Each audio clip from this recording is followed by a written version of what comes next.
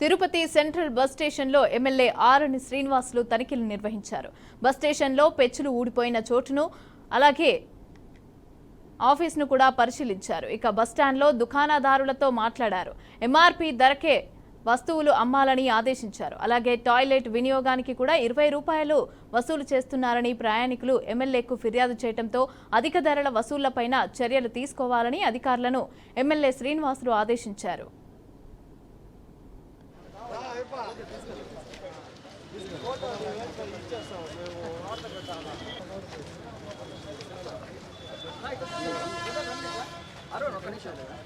ఇక్కడ sir bus stand main road press note ఉంటుంది లోపల చాలా మీటింగ్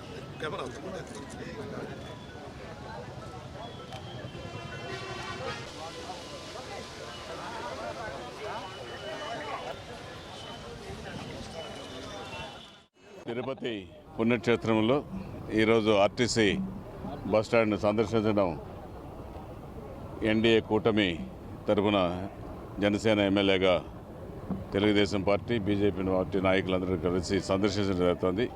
అధికారులు కూడా ఆర్ఎం గారు, ఇంజనీర్లు గారు, డిపో మేనేజర్లు గారు కూడా వాళ్ళు కూడా వచ్చి మొత్తం దీన్ని పరిశీలించి ప్రత్యామ్నాయం దీన్ని కూడా పాతదయ్యింది, అన్నీ కూడా కొంచెం శిథిలావస్థల్లో వస్తూ ఉంది. అందు రాకముందే దీన్ని మొత్తాన్ని డిస్మాంట్లింగ్ చేసి పూర్తిగా ఈ 14 ఎకరాలు దాదాపు ఉంది. కొంత ప్రైవేటు స్థలాలు ఉన్నాయి. వీటన్నిటి కూడా కాంపన్సేషన్ కట్టించి మొత్తం కూడా ఇది